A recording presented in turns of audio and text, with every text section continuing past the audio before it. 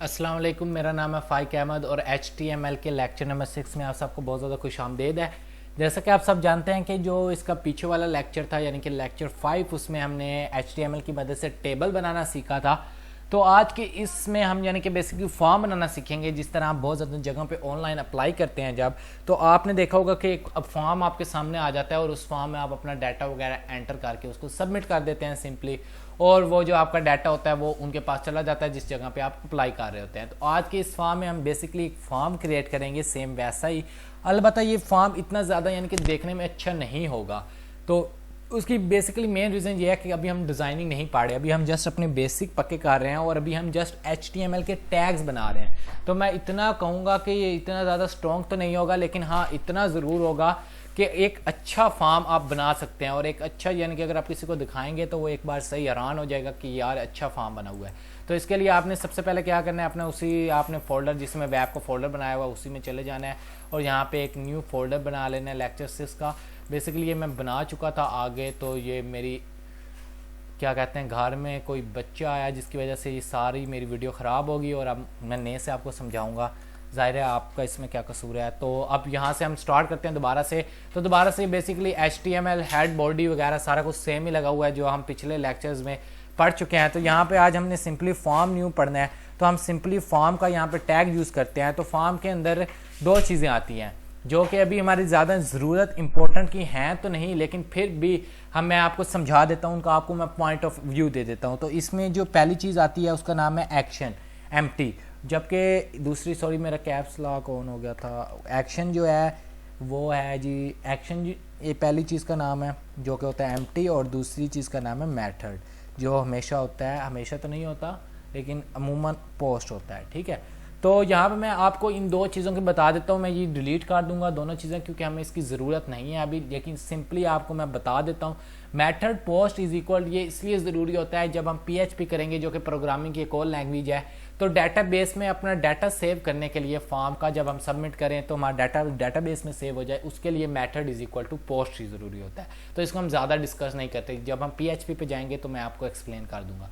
अभी हम बात करते हैं एक्शन की। तो बेसिकली एक्शन का क्या काम होता है, जब आपने बहुत सारे वेबसाइट्स पे देखा होगा कि जब आप अपना ईमेल पासवर्ड डाल के उस वेबसाइट पर लॉग इन करते हैं, फेसबुक की आप देख लें जो कि हर यूज़र ने चलाई हुई है, तो वो आपको फेसबुक के ओवरव्यू पे ले जाता है। तो बेसिकली वहाँ पे एक फॉर्म एक्शन लगा होता है। अब वो जो कोडिंग है वो तो साइड सी बात है बहुत ज़्यादा स्ट्रॉन्ग हुई होती है, वो PHP में और दूसरे तीसरे बहुत ज़्यादा लैंग्वेजेस में हो के वो आपके सामने आ रही होती है। लेकिन मैं अगर आपको HTML के व्यू से वो बताऊं कि उसके पीछे क्या चीज़ लगी होती है, तो वो एक्शन लगा होता है।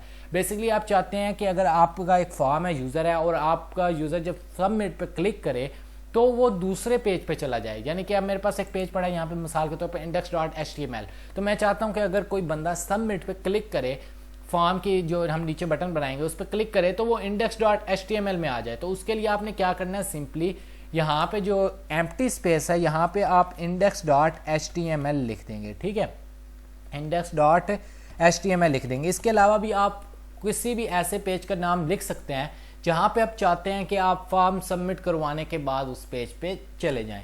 तो ये अमूमन एक्शन का ये काम है। और एक्शन को एम्प्टी इसलिए रखते हैं कि अगर आप चाहते हैं कि सबमिट होने के बाद फॉर्म कहीं ना जाए, उसी पेज पे जाए रहे, तो उसके लिए हम एक्शन एम्प्टी रखते हैं। तो अभी फिलहाल हमने किसी और पेज पे नहीं जाना, हमने सिंपली एक फॉर्म बनाना है, तो मैं एक्शन को भी मिटा देता हूँ। तो जस्ट आपको मैंने ओवरव्यू बताया है कि एक्शन क्या काम करता है और किस तरह से यानी कि वो वर्क करता है। एक्शन और मेथड का भी मैंने आपको बता दिया। तो यहाँ पे हम सबसे पहले क्रिएट करते हैं।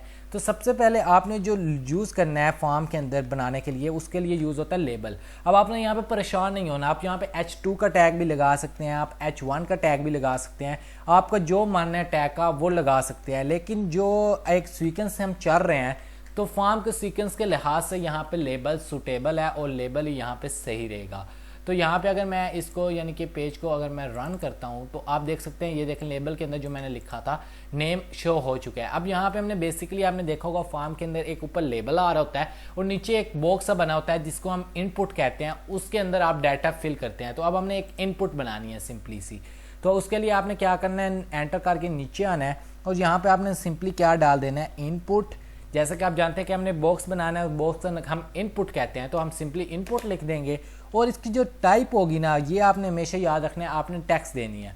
टैक्स उसके लिए कि अगर आपने सिंपली एक इनपुट बनानी है और उसके अंदर आपने डाटा फिल करना है तो आपने सिंपली क्या लिखना है, text. Input type is equal to text. मैं रिपीट कर देता हूँ, इनपुट बनाने के लिए आपने इनपुट लिखना है और उसकी टाइप आपने सिंपली टेक्स्ट दे देनी है, क्योंकि हमने उसके अंदर टेक्स्ट एंटर करना है। अब मैं सेव करके अगर इस पेज को दोबारा से रन करता हूँ कंट्रोल आर करके, तो आप ये देख सकते हैं एक प्यारी सी इनपुट यहाँ पे बन चुकी है, जब मैं उस पर क्लिक करूँ तो उसके बॉर्डर ऑटोमेटिक ब्लैक हो जाते हैं। यही वजह, और ये फॉर्म यानी कि बहुत अच्छे से लुक प्रोवाइड कर रहा है। और अगर आप चाहते हैं कि ये जो नेम है ये नीचे आ जाए, यानी कि नेम नीचे ना आए, मेरा मतलब है इनपुट नीचे आ जाए, तो आपने सिंपली क्या करना है, यहाँ पे ब्रेक डाल देना है BR, तो वो यानी कि नीचे आ जाएगा ऑटोमेटिकली। यहाँ पे अगर मैं इसको रिमूव करता हूँ और छोटे स्पेलिंग डालता हूँ BR के, तो ये अब देखते हैं हम स्पेस और कंट्रोल सॉरी मेरी दूसरा कंट्रोल वीडियोग्राम ओपन हो गया था, और ये देखिए इनपुट नीचे आ गई है। ठीक है, इसके बाद आपने सिंपली क्या करना है, आपने बहुत ज़्यादा वेबसाइट्स में देखा होगा कि जो इनपुट है ना, इसमें हल्का सा बारीक सा लिखा आ रहा होता है एंटर योर नेम, या फिर लिखा हो रहा होता है प्लीज एंटर योर नेम, या फिर लिखा आ रहा होता है नेम, कुछ भी यानी कि लिखा आ रहा होता है। और जैसे आप इनपुट पर क्लिक करके कुछ लफ्ज एंटर करते हैं तो वो मिट जाता है, वो गायब हो जाता है।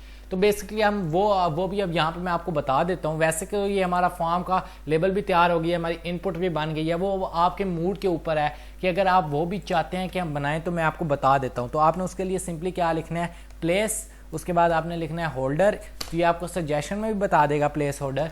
जैसे ही आप प्लेस डालेंगे तो आपको नीचे लिस्ट खोल जाएगी, आप वहाँ से भी सिलेक्ट कर सकते हैं। तो यहाँ पे आप कुछ भी लिख सकते हैं, जो आप बॉक्स में शो करवाना चाहते हैं वो उसमें से आप कुछ भी लिख सकते हैं। जैसे कि मैं शो करवाना चाहता हूँ एंटर योर नेम, और मैं इसको सेव करके सिंपली या रिप्लेस ऑर्डर में आप कुछ भी लिख सकते हैं जो आप इनपुट के अंदर सेव करवाना चाहते हैं। अब जैसे मैं इसको रिफ्रेश करूंगा, आप देख सकते हैं मेरी इनपुट के अंदर हल्के कलर का लिखा रहा है एंटर योर नेम, और जैसे ही मैं इनपुट पे क्लिक करके कोई भी लफ्ज डालूंगा वो ऑटोमेटिकली गायब हो जाएगा।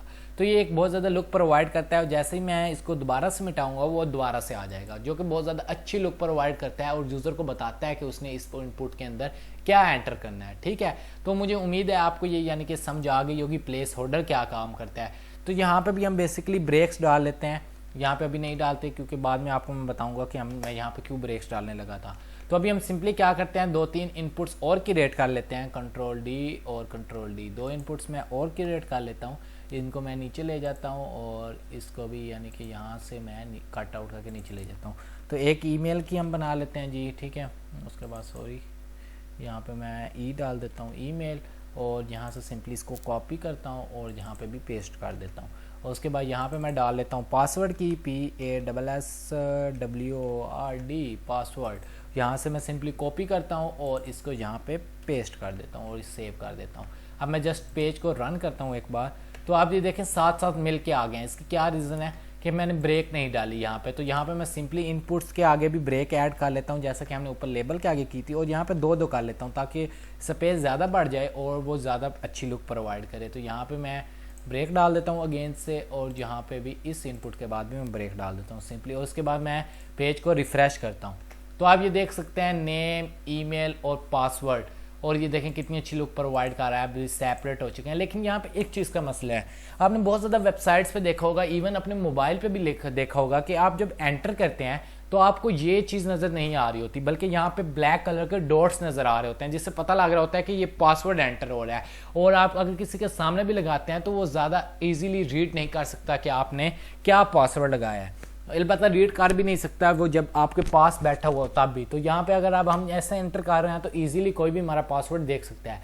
तो हम अब इसको सिंपली क्या करते हैं कि इसको डॉट्स वाले पासवर्ड में चेंज करते हैं, तो वो ज़्यादा मुश्किल नहीं है, आपने सिर्फ गौर से देखना है। यहाँ पे ऊपर हमने इधर लिखी टेक्स्ट, ठीक है, इधर भी हमने लिखा टेक्स्ट। तो जो पासवर्ड वाली इनपुट थी इसके अंदर हम टेक्स्ट को रेस कर देते हैं, और सिंपली जो पासवर्ड वाली इनपुट थी उसकी हम टाइप भी पासवर्ड दे देते हैं।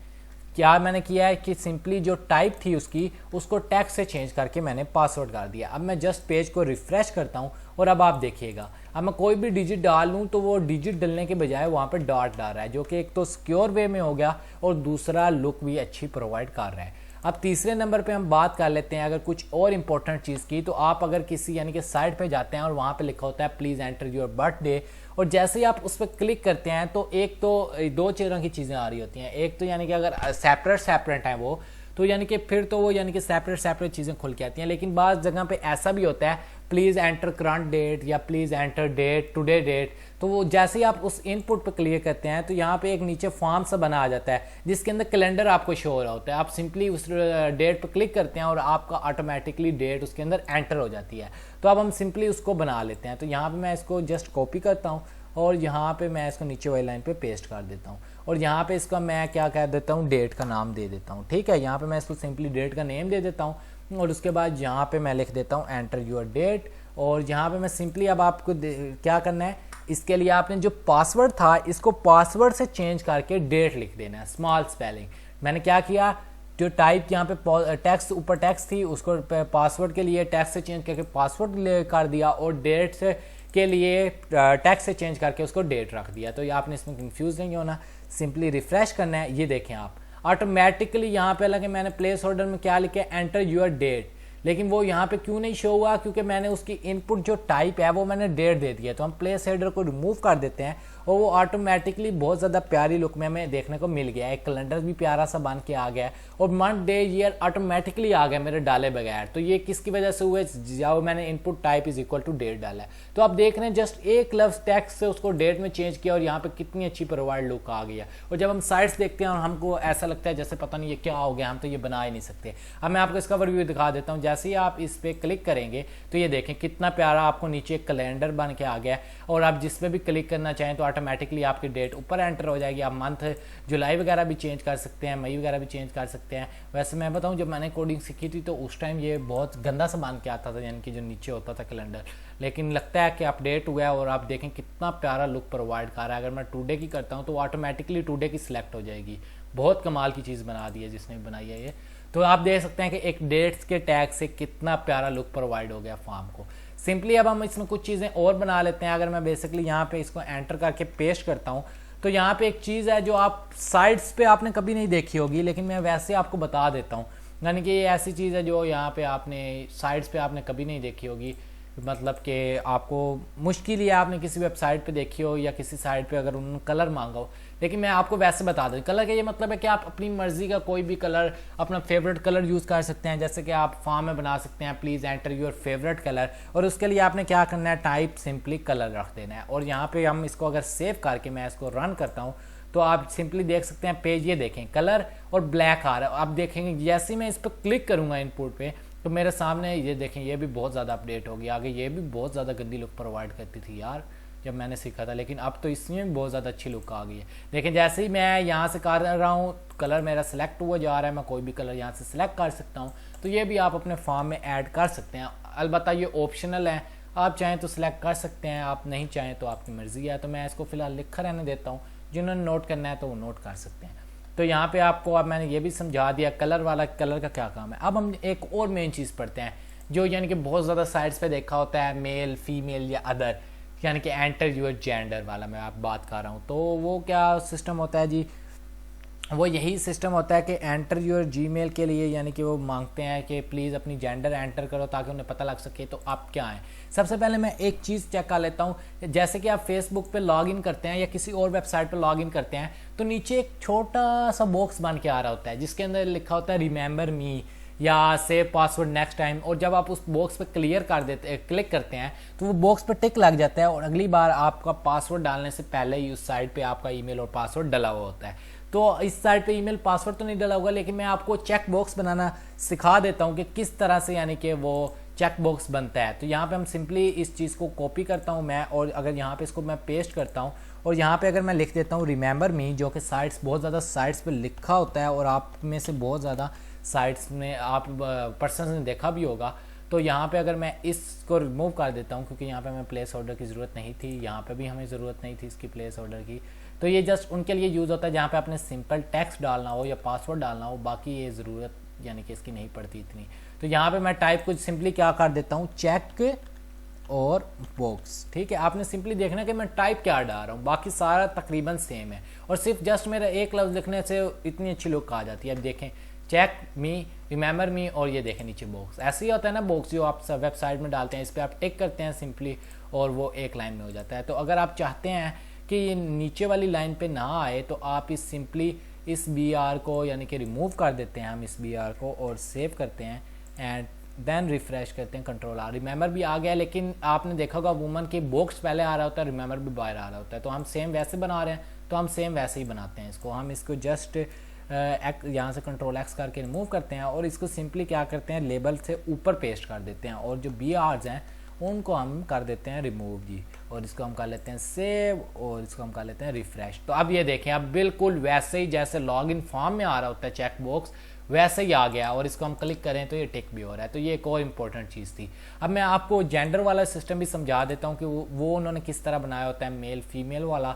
तो उसके लिए भी आपने सिंपली क्या करना है, यहाँ पे सबसे पहले तो वो लाइन पेस्ट कर लेते हैं हम, सॉरी ये मैंने दूसरी लाइन की थी, हम ये वाली लाइन कॉपी कर लेते हैं। इसको कॉपी करने के बाद मैं इस जगह पे पेस्ट कर देता हूँ और जैसे ही मैं इसको पेस्ट करता हूँ और जहाँ पे मैं इसको यानी कि डालता हूँ, तो ये हमने बेसिकली जैसे हमने यहाँ पे किया है, तो हमें पहले बॉक्स चाहिए। तो हम क्या करते हैं पहले, यानी कि मैं आपको पहले ऐसे ही मैं करके बताता हूँ ताकि आप कंफ्यूज ना हो कि मैं क्या बोल रहा हूँ। तो यहाँ पे अगर मैं मेल डाल देता हूँ, MELE मेल, और यहाँ पे इनपुट टाइप्स में क्या कर देता हूँ, रेडियो कर देता हूँ जस्ट, और उसके बाद मैं पेज को इसमें से इसको रिमूव कर देता हूँ, किधर गया सॉरी, इसको रिमूव कर देता हूँ और इन बी आर्स को भी मिटा देता हूँ, हमें इसकी भी ज़रूरत नहीं है, और फिर मैं सेव करता हूँ। अब आप देखना क्या होगा, जैसे मैं रिफ़्रेश करता हूँ पेज को, ये देखें मेल आ रहा है। रुकें, यहाँ पे अगर मैं इसको ब्रेक डाल लूँ, क्योंकि वो सॉरी मिल गया साथ ही बी आर, और क्या हो गया, कॉमा की जगह यहाँ हमें ब्रैकेट चाहिए,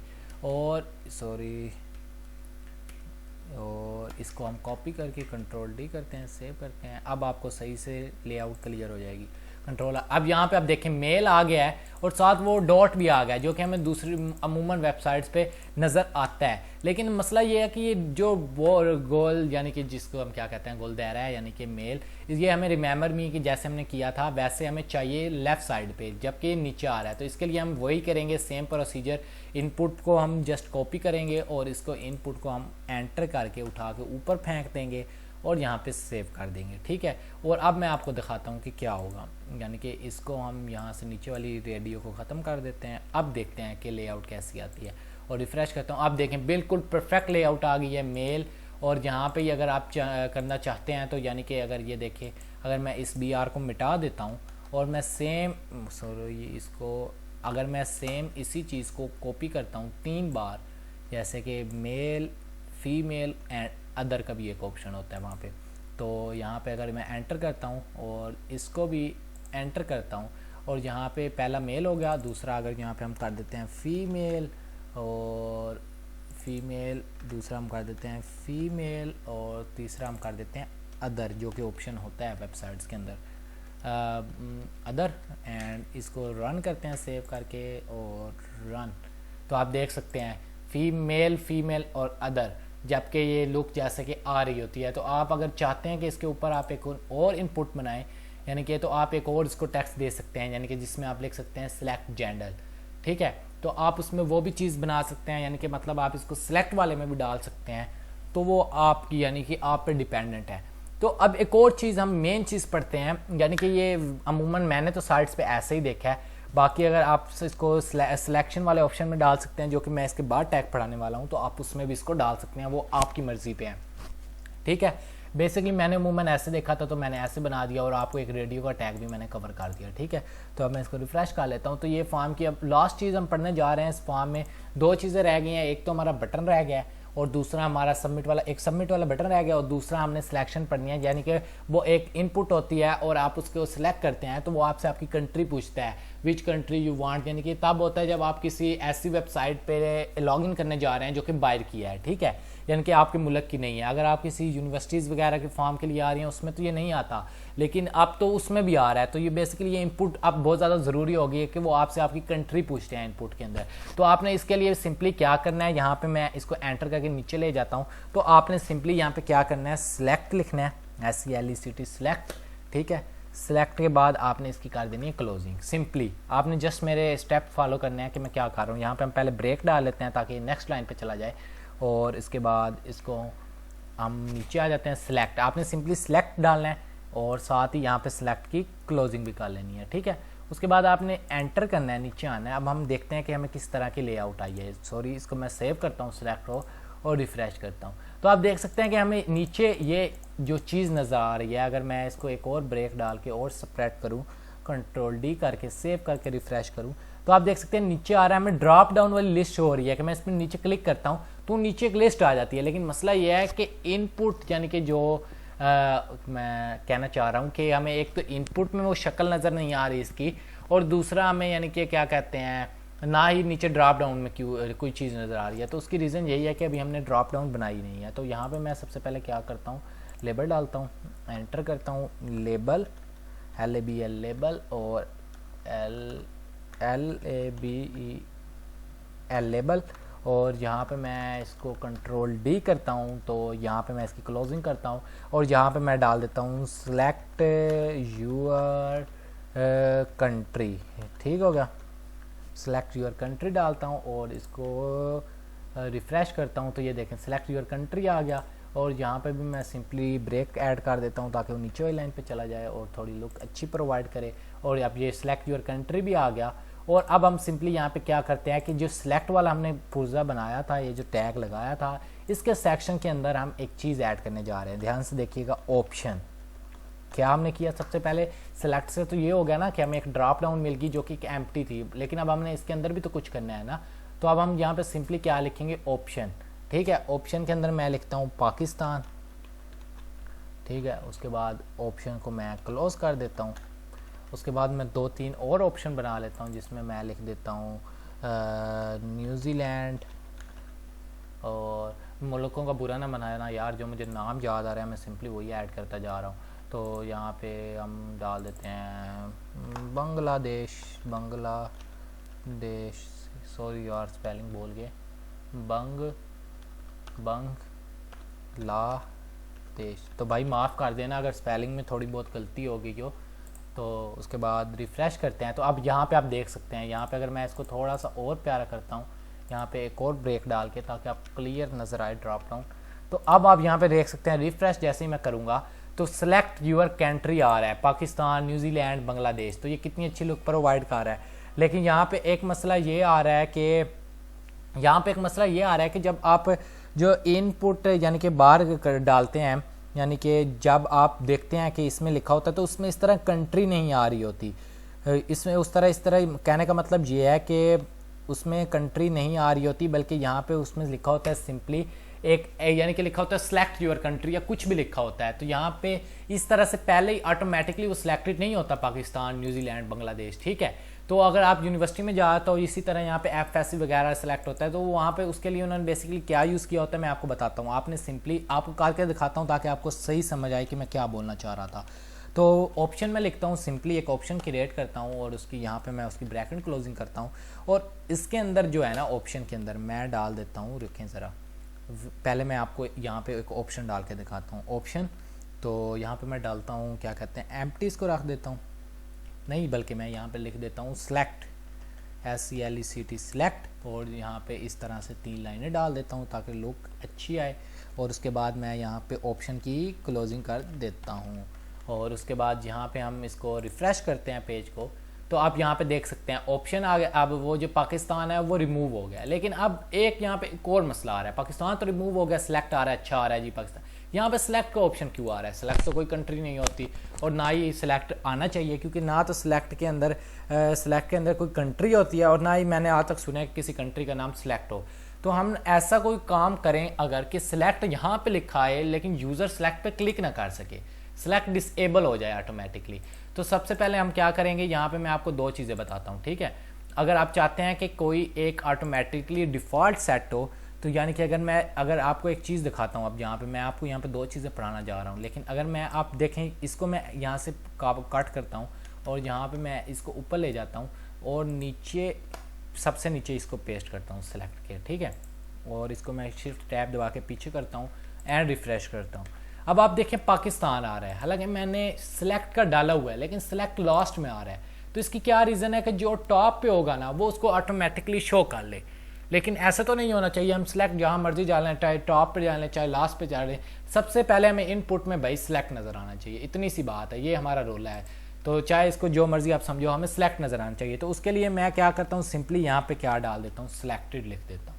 क्या मैंने लिखा, सिलेक्टेड रेड कलर में होगा, मैंने सिंपली क्या लिख दिया सिलेक्टेड। अब मैं रिफ्रेश करता हूँ कंट्रोल सेलेक्ट, अब कोई मैटर नहीं करता कि सिलेक्ट कहाँ पे है, पहले नंबर पे है, दूसरे नंबर पे है, तीसरे नंबर पे है, चौथे नंबर पे है। आपने जिसके साथ ये सिलेक्टेड लिख दिया ना, चाहे वो लास्ट नंबर पे हो चाहे वो बीच में हो, वो सबसे पहले आपको इनपुट के अंदर शो होगा। तो मैं इसको दोबारा से कट आउट करके इसको ऊपर ले जाता हूँ। मैंने बस आपको सिलेक्टेड का काम समझाना था, मतलब समझाना था, इसलिए मैं इसको कट आउट करके नीचे ले गया था, ठीक है। और अब दूसरी चीज़ ये जो हम मेन चीज़ कर रहे थे कि सिलेक्टेड आए लेकिन बार में कोई यूज़र उस पर क्लिक ना कर सके और वो डिसेबल हो, ठीक है। उसके लिए मैं यहाँ पे एक और चीज़ यूज होती है डिसेबल्ड, मैंने कहा डिसेबल ना हो, तो डिसेबल्ड लिख दिया, वो भी रेड हो गया। अब सेव करके सिंपली मैं इसको रन करता हूँ कंट्रोल आर, और अब यहाँ पे आप देख सकते हैं कि सिलेक्ट आ रहा है, लेकिन मैं इस पे न्यूजीलैंड पे भी आ रहा है, पाकिस्तान ब्लू हो रहा है, बांग्लादेश पे भी हो रहा है, लेकिन सिलेक्ट पे मैं ना तो क्लिक कर पा रहा हूँ ना ही ब्लू हो रहा है। तो ये बेसिकली डिसेबल का काम हुआ, और ये बहुत अच्छी लुक प्रोवाइड कर रहा है कि कोई यूज़र उसको सिलेक्ट नहीं कर सकता, क्योंकि सिलेक्ट कोई कंट्री होती नहीं है। तो ये इसका बहुत अच्छा था। आप मुझे यकीन है आपको सिलेक्टेड और डिसेबल्ड की चीज़ समझ आ गई होगी। अब मैं आपको बता रहा था कि अगर आप इसको यानी कि ड्रॉप डाउन में डालना चाहते हैं तो वो भी आपकी मर्ज़ी है। उसके लिए आपने सिंपली क्या करना है कि इसको कॉपी करना है यहाँ से और कंट्रोल डी कर देना है, और इसको मैं एंटर कर देता हूँ, और सिंपली यहाँ पे मैं क्या लिख देता हूँ जी, क्या कहते हैं जी, जेंडर। ये मैं आपको उन यूज़र्स के लिए बता रहा हूँ कि जो यूज़र्स कहते हैं कि यहाँ पे यानी कि यहाँ पे मैं ब्रेक डाल देता हूँ पहले। जो यूज़र कहते हैं कि जो मेल फीमेल और जो मैंने ऊपर रेडियो वाला डाला है वो इसी तरह बार में आना चाहिए, तो मैं उनको बता रहा हूँ कि उनके लिए कैसे होगा। तो यहाँ पे आपने सिंपली क्या करना है, अदर कॉपी कर लेते हैं, अदर पेस्ट कर दें आप ड्रॉप डाउन के अंदर। फीमेल आपने कॉपी करना है तो आप फीमेल कॉपी करके इधर पेस्ट कर दें, और उसके बाद आप यहाँ पे वी कर दें, और फीमेल का मेल हर चीज़ में इसको हम मेल कर देते हैं, सेव करते हैं एंड रन करते हैं पेज को कंट्रोल आर। तो यहाँ पे आप देख सकते हैं भाई जेंडर लिखा आ गया, और नीचे आप सेलेक्ट कर सकते हैं मेल फीमेल अदर। तो ये भी आपकी मर्ज़ी, आप चाहे उसमें रख लें और चाहे आपकी मर्ज़ी आप इसमें रख लें, ठीक हो गया। उसके बाद हम चलते हैं लास्ट अपने इसकी तरफ, टैग की तरफ, जो कि अमूमन बटन। जाहिर सी बात है, अब हमने फॉर्म बनाया तो बटन तो बनाना ज़रूरी है भैया। तो सबमिट का बटन हो या रीसेट का बटन हो या जिसका भी बटन हो, तो हम यहाँ पे बेसिकली एक ही बटन बनाऊंगा मैं तो भाई, सीधी सी बात है सबमिट का। अगर आपको रिसेट का चाहिए तो मैं आपको बता दूंगा, लेकिन अभी फ़िलहाल हम एक ही बटन बनाते हैं। तो उसके लिए दो तरीके हैं, एक है आप इनपुट टाइप बटन कर दो, और एक है आप बटन के अंदर उसको डाल दो। तो मैं आपको दोनों तरीके करके दिखाता हूँ, ठीक है। सबसे पहले हम बटन बनाते हैं, बटन का टैग यूज़ करते हैं, ठीक है। बटन बनाना है तो हम बटन लिखते हैं जस्ट, ठीक है। बटन की क्लोजिंग कर देता हूँ और इसके अंदर मैं लिख देता हूँ सबमिट, ठीक होगा जी भाई। और यहाँ पे मैं डाल देता हूँ जी बटन की क्लोजिंग कर देता हूँ, सिंपली सी बात है। बटन की क्लोजिंग की, इसको रिफ़्रेश किया, पेज को रिफ़्रेश तो नहीं करना, इसको बटन को सेव किया एंड यहाँ पे ब्रेक डाल दें ताकि वो नेक्स्ट लाइन पे शिफ्ट हो जाए, ठीक है। उसके बाद इसमें थोड़ी सी ब्रेक और ऐड कर दें, control D control S, now refresh दी पेज। तो आप ये देख सकते हैं भाई नीचे बटन आ चुका है सबमिट का। जैसे मैं सबमिट पर क्ला रहा हूँ, ऊपर क्वेश्चन मार्क आ गया, हो कुछ नहीं हुआ क्योंकि मैंने इस पेज को कोई एड्रेस नहीं दिया हुआ, ठीक है। तो इस सबमिट का बेसिकली आपको अभी हम स्ट्रक्चर ही बना रहे हैं, जब आगे प्रोग्रामिंग करेंगे तो वो भी हम सीख ही लेंगे, जाहिर सी बात है। अभी जस्ट बटन बनाना था, हमने बटन बना लिया। तो एक तरीका ये है कि आप बटन यानी कि बना सकते हैं इसकी मदद से, डायरेक्ट बटन लिखें, बटन के अंदर आप चीज़ बना दें। दूसरी चीज़ है इनपुट के अंदर भी आप बटन बना सकते हैं। आप जस्ट इनपुट लिखें और इनपुट की जो टाइप है ना, इनपुट टाइप है उसको आप दे दें बटन। इनपुट की टाइप को आप क्या दे दें, बटन दे दें, हमने बटन बनाना है। और एक चीज़ आप ऐड कर दें वैल्यू मैं इसलिए लिख रहा हूँ, वैल्यू का मतलब है बटन का नेम। मैं आपको बताता हूँ क्या लिख रहा हूँ मैं। रीसेट मैंने लिखा वैल्यू के अंदर, ठीक है, और यहाँ पे मैंने इसको सेव कर दिया जाए। ये प्लेस होल्डर वाला सेम काम करेगा। कंट्रोल आर करूँगा, देखें रीसेट लिखा आ रहा है जो कि मैंने वैल्यू के अंदर लिखा था। तो अगर आपको आसान लफ्ज़ों में समझाऊँ तो टेक्स्ट के लिए हम प्लेस होल्डर यूज़ करते हैं इनपुट टाइप के अंदर, और यहाँ पे हम बटन के लिए हम वैल्यू यूज़ कर देते हैं। तो प्लेस होल्डर को रिप्लेस किया वैल्यू को, ज़्यादा टेंशन की बात नहीं है, ठीक है। तो हम जस्ट इसको अगर रिफ़्रेश में करता हूँ कंट्रोल आर और इसको रीसेट करता हूँ, एक मिनट, अगर आपको एक चीज़ दिखाना चाहूँ तो हाँ, तो अगर मैं आपको एक चीज़ दिखाऊँ, यहाँ पे जो टाइप है इसको मैं अगर बटन की जगह पे रीसेट करता हूँ तो अब देखते हैं क्या होता है। रीसेट कंट्रोल आर, ठीक है, बटन ही बना रहेगा, ठीक है। मैंने जस्ट क्या किया है, रीसेट ही उसका नाम दे दिया, जो कि बटन का नाम मैंने दिया था ना। अगर इसको एंटर करके थोड़ा क्लियर करूँ, जो मैंने बटन का नाम दिया था ना, मैंने वही नाम दे दिया इसको, ठीक है। अब आपको एक चीज़ दिखाता हूँ। जैसे ही हम इसको अब देखिए यहाँ पे अगर मैं डाटा फीड करता हूँ सारी इनपुट्स के अंदर, यहाँ पे भी और सब में, यानी कि अगर मैं पुट कर देता हूँ यहाँ पे कुछ भी डाल देता हूँ रे बाबा, और यहाँ पे बस सेलेक्ट हो गया। अब जैसे ही देखना मैं रीसेट पर क्लिक करूँगा, ऑटोमेटिकली सारी जो जितनी बार्स होंगी वो रिमूव हो जाएंगी। तो बेसिकली इनपुट टाइप के अंदर रीसेट लिखने का ये मतलब होता है।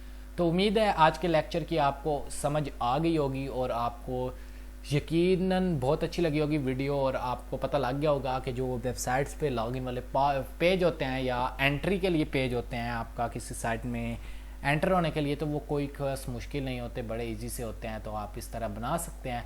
उम्मीद है आपको मेरा फॉर्म पसंद आया होगा और आपको समझ भी आ गई होगी साथ कि आप किस तरह से एक अच्छी सी लेआउट बना सकते हैं। असाइनमेंट आपकी यही है कि जो क्लास वर्क में हुआ है आप इसको अपने लिहाज से प्रॉपर वे में थोड़ा और अच्छा डिज़ाइन करके, यानी कि थोड़ा और अच्छे से इसको बना के टेस्ट कर सकते हैं या फिर इसी को कॉपी कर सकते हैं। आपने एक बार लिखना ज़रूर है ताकि आपकी प्रैक्टिस हो जाए।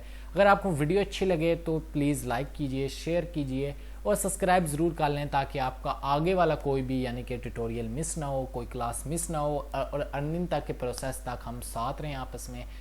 मिलते हैं आपसे नेक्स्ट वीडियो में, तब तक के लिए अपना ख्याल रखिएगा, आसपास सफाई रखिएगा। अल्लाह हाफिज़।